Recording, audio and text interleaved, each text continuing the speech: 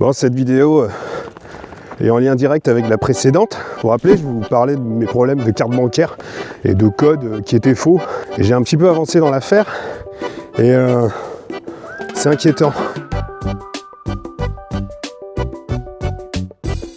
Hier, je me suis planté 3 fois de code avec ma carte bancaire, sachant que j'étais sûr de mon code et je me suis fait bouffer ma carte. Heureusement que le distributeur était dans une agence correspondant à ma banque, parce qu'il m'a permis de la récupérer rapidement et d'effectuer les démarches pour avoir un nouveau code.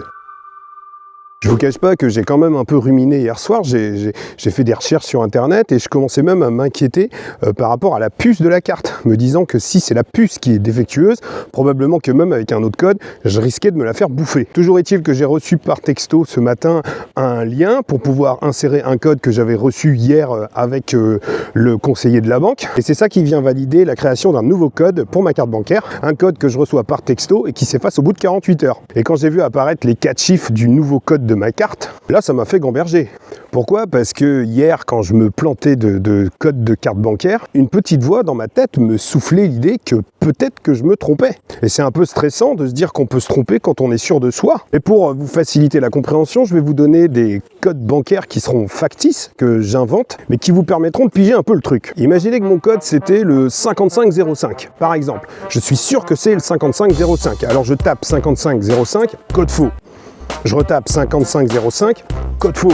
Je comprends pas, mais il me semble que c'est le 5505 ou alors c'est le 0555. Mais si c'est le 0555, je me serais quand même rappelé qu'il y avait 3 5 d'affilée. 555, on retient quand même. Et j'envoie un texto à ma femme et je lui dis, mais mon code bancaire, c'est le 5505. Oui, il me semble que c'est ça. Et là, je lui dis, mais t'es sûr que c'est pas le 5304 ? Toujours est-il qu'hier, lors du 3e essai, j'étais parti de la pompe à essence pour aller dans un guichet pour être sûr, au cas où on me l'avale, de pouvoir la récupérer. Et donc au guichet, j'avais essayé le 5505 et je m'étais fait bouffer ma carte. Donc quand je l'ai récupéré, je suis allé à nouveau tester en prévenant les gens de la banque que j'allais retester. Donc s'ils me la bouffent encore, il va falloir me la récupérer à nouveau. Et à ce moment-là, il m'a traversé l'esprit d'essayer le 5304. Mais sur le coup, j'ai été vite rattrapé en me disant « Mais non, c'est pas possible, c'est bien le 5505 ». Donc j'avais retapé le 5505 et je me l'étais fait bouffer pour la 2e fois. Bref, ce matin, je reçois par texto mon nouveau code bancaire et c'est le 5304.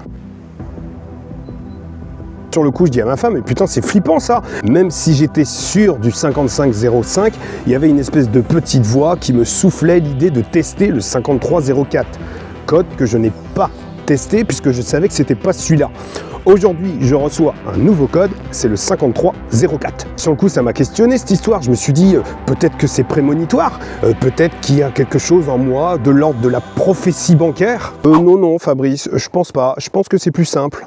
À mon avis, c'était ça ton code. Mais je te dis que non, c'était le 5505, j'en suis sûr. Et là, ma chère étende a eu une brillante idée, me proposer d'aller consulter nos textos qu'on partage ensemble, parce qu'il arrive parfois qu'elle me demande mon code de carte bancaire par ce biais-là. Je tombe sur un texto qui date d'il y a 3 semaines, où elle me dit en substance « Fabrice, ton code de carte, c'est bien le 5304 ?» Et moi, je réponds « Oui ». Je finis par déduire que le code qui m'a été généré, c'était pas un nouveau code, mais c'était tout simplement le système informatique qui me redonnait mon code.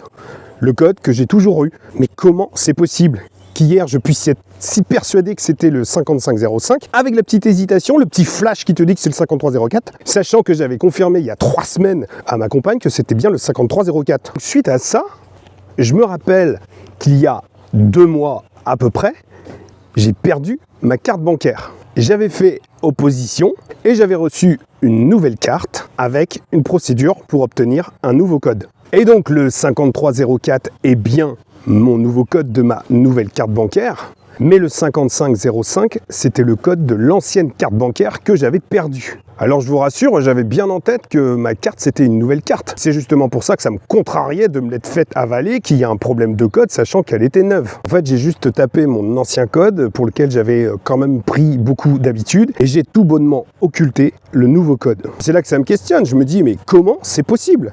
Comment c'est possible qu'il y a encore 3 semaines, j'avais bien en tête que c'était ce nouveau code et pas l'ancien ? Et comment ça se fait qu'hier j'étais vraiment persuadé d'être toujours accroché à l'ancien. À mon avis, c'est une histoire de routine qui ont du mal à s'installer. Et comme j'utilise pas beaucoup ma carte, hormis du sans contact de temps en temps, j'ai complètement zappé. Peut-être aussi qu'il y a un petit peu de charge mentale, ce qui fait que je m'en mêle complètement les pinceaux. Ce qui est dingue, c'est quand même cette capacité à bugger. Surtout si j'associe ça au sentiment de dépérir avec l'âge. Si ça se trouve, je commence aussi à avoir des trous de mémoire. Bref, tout est bien qui finit bien, je commence à remettre un peu de cohérence là-dedans, à pouvoir rationaliser, et ça c'est important. On a souvent besoin en fait de pouvoir comprendre les choses, de pouvoir positionner une forme de logique, sinon c'est prise de tête. Ça je le vois souvent sur des petits détails, par exemple un acteur de série qui n'a pas la même coupe de cheveux ou qui a perdu du poids d'un épisode à l'autre, ça va vite me prendre la tête et ça va susciter en moi le besoin d'aller faire des recherches pour essayer de mettre du sens là-dedans, pour essayer de comprendre. C'est d'ailleurs ce qui s'est passé pour une abonnée de la chaîne qui s'appelle Laetitia et qui m'a envoyé un mail il y a quelques jours parce qu'elle se prenait la tête sur le nombre de vidéos dans la playlist. Et du coup je lui ai répondu en lui expliquant que c'est normal qu'il puisse y avoir un décalage puisque tu rajoutes un épisode 0, tu rajoutes 2 épisodes best-of et pas best-of, et puis tu rajoutes 3 épisodes 99, automatiquement tu arrives à l'épisode 252, 253, alors que tu as 259 vidéos. Toujours est-il que Laetitia m'a répondu, elle m'a dit c'est cool d'avoir répondu, etc. Et puis comme je la tutoyais dans ma réponse, elle m'a dit que ça lui faisait plaisir parce que dans son message, elle savait pas si elle devait me vouvoyer ou me tutoyer. Et de préciser d'ailleurs que dans son message, elle avait fait en sorte d'éviter d'user d'un pronom en s'adressant à moi. Et du coup, en relisant le message, je me suis dit, effectivement, à aucun moment elle dit tu, elle dit vous, et pourtant, en fait, le message, je l'ai reçu sans problème. Je me suis dit que la dame, elle est quand même fortiche. Et ça m'a beaucoup ramené à moi et aux stratégies que je peux avoir aussi par rapport aux pronoms quand je ne sais pas si c'est tu ou si c'est vous. D'ordinaire, c'est assez simple, je sais spontanément si c'est tu, si ça doit être tu, ou si c'est vous et que ça doit être vous. De même que je ne vais pas le ressentir de la même façon si une personne me tutoie ou me vouvoie et que je ressens une espèce de décalage. Vous avez dit dans une précédente vidéo que le monsieur du magasin de vapotage, il a tendance à tutoyer tous les clients. Alors autant au début ça me faisait bizarre, autant maintenant j'ai pris l'habitude de le tutoyer aussi parce qu'on se connaît finalement, vu que je lui donne de l'argent. Il n'y a pas longtemps, il y a une nouvelle vendeuse qui est arrivée dans l'équipe et qui spontanément prend le pli de tutoyer les gens et qui m'a tutoyé, et moi ça me gêne. Moi j'ai un peu du mal avec ça. De même que dans le cadre pro, que j'ai pu côtoyer une personne et on se vouvoyait et qu'on finalement se retrouve dans le cadre personnel, j'aurais beaucoup de mal en fait à arriver en fait sur du tutoiement. Bon, c'est comme ça. De toute façon, les histoires de pronoms, c'est beaucoup de choses en fait. À la fois le tu peut être irrespectueux, mais en même temps il est beaucoup plus proche. Le vous, il implique une forme de distance, mais également une espèce de respect. Le respect, je sais pas moi, du cadre, de la hiérarchie, j'en sais rien. Enfin bref, c'est pas trop ça le sujet. Avec mes étudiants, je les tutoie facilement. Ils peuvent tout à fait me vouvoyer ou me tutoyer. Avec certains, je les tutoie alors qu'ils me vouvoient. Peu importe. Et si certains me disaient, je préfère qu'on se vouvoie, on se vouvoierait. C'est pas un problème ça. Mais ce qui compte, c'est que finalement tout le monde soit à l'aise. Mais à d'autres endroits, c'est compliqué. Par exemple, si je prends ma belle-mère. Ma belle-mère, moi je la connais depuis plus de 20 ans. Je veux dire, on se connaît, il n'y a pas de souci. Je n'arrive toujours pas à la tutoyer. Pourtant, je sais que potentiellement, ce serait possible, mais j'y arrive pas. Pourtant, je sais que ça pourrait paraître saugrenu si je me mettais à la vouvoyer. Et c'est pour ça que souvent j'évite. J'essaye de faire des phrases sans pronom. Et c'est pas simple, ça fatigue, ça demande quand même beaucoup de stratégie quand même. Donc en fait, c'est même pas que je la tutoie, c'est même pas que je la vouvoie, c'est que je la rien vois. Qui veut du café? Philippe, tu veux un petit jus? Et un petit café? Bref, c'est assez emmerdant, mais j'ai l'impression qu'il faudrait qu'on me donne l'autorisation, d'accéder au tutoiement, et peut-être que ça débloquerait quelque chose chez moi. Parce que je vois d'autres personnes qui se posent pas du tout la question et qui vont tutoyer naturellement, et puis tant mieux si elles sont pas mal à l'aise avec ça. Moi, en tout cas, ça me met dans une situation un peu compliquée. Et je suis un petit peu emmerdé avec cette histoire, parce que si d'aventure, j'allais vers elle en lui disant « Est-ce que je peux vous tutoyer ?» Ça mettrait la lumière sur 20 ans de stratégie chez moi. Alors j'en parle de temps en temps à ma femme qui me dit « Mais t'es vraiment con ? Enfin, pourquoi tu tutoies pas ? C'est assez simple. Elle te tutoie en plus. » Oui, elle me tutoie, je sais. Mais moi j'ai du mal. Ça fait blocage. C'est devenu une espèce de nœud relationnel, et c'est comme ça. Et c'est assez chiant parce que ça limite le panel des possibles en termes de discussion. C'est là que je me dis que l'usage du 3e pronom serait bien utile. Elle a pris sa petite laine ? Elle veut aller promener le chien.